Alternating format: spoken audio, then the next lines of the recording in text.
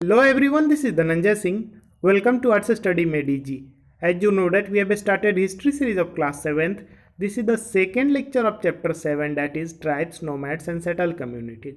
इससे पहले इस चैप्टर का हम लोग इंट्रोडक्शन लेक्चर कर चुके हैं। डिस्क्रिप्शन में आपको प्लेलिस्ट का लिंक मिल जाएगा। अगर आपने उसको नहीं देखा है तो आप जा करके उसको एक्सेस कर सकते हैं।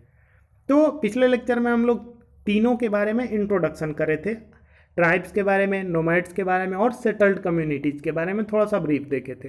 आज हम लोग देखेंगे beyond big cities tribal society, यानी कि जो बड़े बड़े शहर होते थे इन सब के पीछे, यानी कि एक ऐसा जगह जहाँ कोई नहीं जाता हो, जैसे मसूलीपट्टनम, हम्पी, सूरत, अभी पिछले ही चैप्टर में हम लोग किए थे। तो वो तो बड़े बड़े सिटीज़ थे, वहाँ पे समृद्धशाली लोग रहते थे, अधिकतर जनसंख्या वहाँ पे रहा करती थी।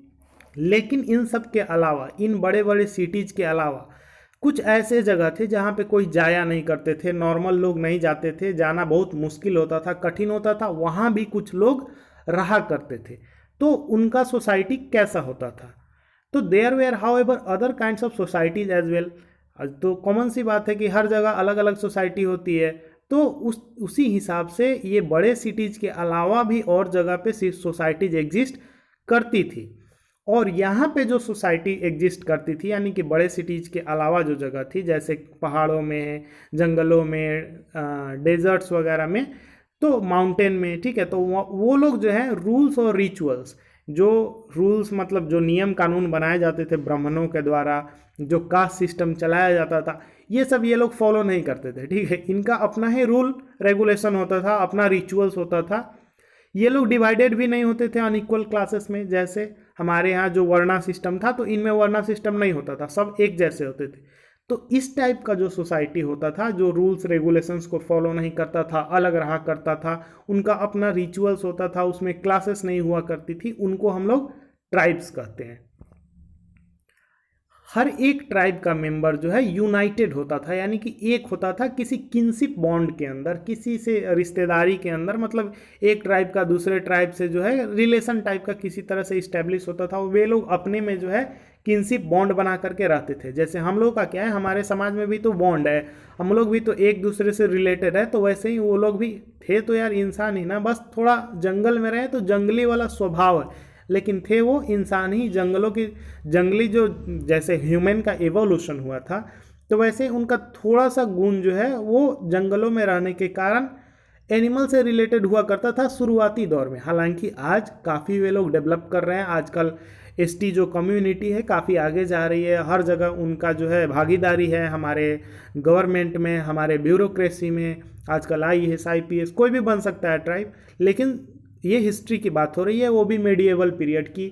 हम लोग मध्यकालीन इतिहास पढ़ रहे हैं क्लास 6 में, जैसे एंशियंट पढ़े थे, तो 7th में हम लोग मेडिएवल पढ़ रहे हैं। ये सब हम लोग स्टार्टिंग में ही कर चुके हैं, तो बार बार हर लेक्चर में इसको दोहराना अच्छा नहीं लगता है। तो आप अगर शुरू से नहीं फॉलो कर रहे हैं तो आपको शुरू से पढ़ना चाहिए। ठीक है, तो अब जो बहुत सारे ट्राइब्स होते थे, ये अपना लाइवलीहुड यानी कि अपना जीवन यापन कैसे करते थे? तो जीवन यापन करने का इनका सबसे बड़ा सोर्स क्या था? एग्रीकल्चर था। ठीक है, कृषि पे ये लोग काफ़ी ज़्यादा डिपेंडेंट होते थे।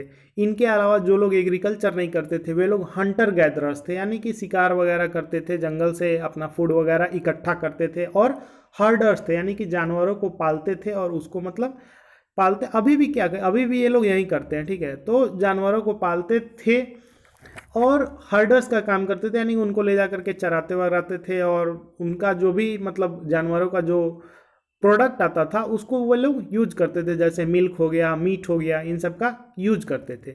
Most often they combine these activities to make full use of natural resources of the area in which they live. तो अब ऐसा होने लगा कि ये लोग इन सब एक्टिविटीज़ को कंबाइन कर लेते थे, जहाँ पे रहते थे ये सब एक्टिविटी वे लोग कंबाइन करके वहाँ पे जो नेचुरल रिसोर्सेस होता था उस एरिया का, तो उसका भी वे लोग उपयोग करते थे। ठीक है, जहाँ पे ये लोग रहते थे। Some tribes were nomadic and move from one place to another.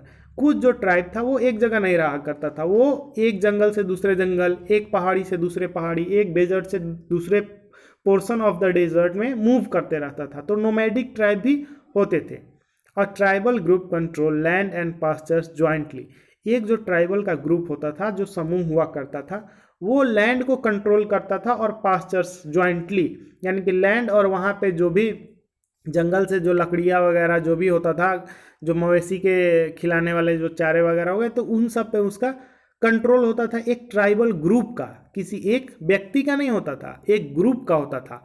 और उस ग्रुप में जितने लोग होते थे वे लोग क्या करते थे, अपने अपने हिसाब से वहाँ पे जो नियम कानून होता था उनका, उस हिसाब से सब आपस में बांट लिया करते थे और उससे सबका काम चल जाया करता था। तो काफ़ी अच्छा था, कम से कम हम इंसानों से तो बेटर है, जहाँ आज भी एक दूसरे का छीनने में या धोखाधड़ी करते हैं लोग, वहाँ कम से कम अच्छा है कि ज़्यादा वे लोग डेवलप नहीं थे। बट क्या था, इम्पायर जैसे बनाने के लिए राजा छल करते थे एक दूसरे के साथ, तो वे लोग काफ़ी बेटर थे कि एक रूल रेगुलेशन था, सब बराबर बराबर बांट करके लेते होंगे अपने नियम कानून के हिसाब से, अपनी ज़रूरतों के हिसाब से। तो इस मामले में तो मैं कहूँगा कि वे लोग फार बेटर थे नॉर्मल ह्यूमन बींग से। Many large tribes thrived in different parts of the subcontinent, तो बहुत बड़े बड़े समूह भी बन गए इनके, जो कि डिफरेंट पार्ट्स में रहते थे सब कॉन्टिनेंट के, भारतीय उपमहाद्वीप के बहुत सारे पोर्शंस में रहा करते थे। They usually lived in forest, hills, deserts and places difficult to reach. ये लोग ऐसे जगह पे रहते थे जहाँ पे आम आदमी का जाना बड़ा मुश्किल हो, जैसे फॉरेस्ट में चले गए, हिल्स पे चले गए, डेजर्ट्स में चले गए।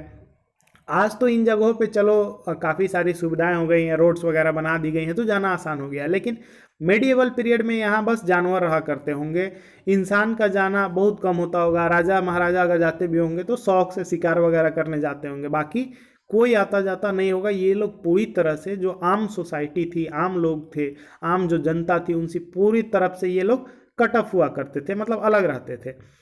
Sometimes they clashed with the more powerful caste based society, लेकिन कभी कभी क्या होता था, जो काफ़ी ज़्यादा पावरफुल कास्ट बेस्ड सोसाइटी था उनसे इनका कन्फ्रंटेशन हो जाया करता था। मानो जंगलों में रहते थे तो कोई अगर छोटा मोटा सामंत हो गया, मतलब राजा का आदमी हुआ जो गया, या कोई ब्राह्मण हुआ जो जाके बोला कि नहीं ये सब जंगल वंगल तो हम लोगों का है, तो वहाँ पे अपना अधिकार जमाना चाहा या खेती वगैरह करना चाहा जंगलों को काट करके, तो इसमें क्या हो जाता था, इनका मतभेद हो जाता था। और आज भी बहुत जगह ये देखा जाता है कि ट्राइबल्स जहाँ पे रहते हैं वहाँ पे सरकार अगर रोड बनाना चाहती है, कोई डेवलपमेंट करना चाहती है, तो हालांकि उन लोगों का घर तो वही है, तो वे लोग भी विरोध करते हैं, तो वे लोग भी गलत नहीं है। और सारी दुनिया विकास कर रही है तो सरकार भी गलत नहीं है। तो देखा जाए तो दोनों अपने अपने जगह पे सही हैं।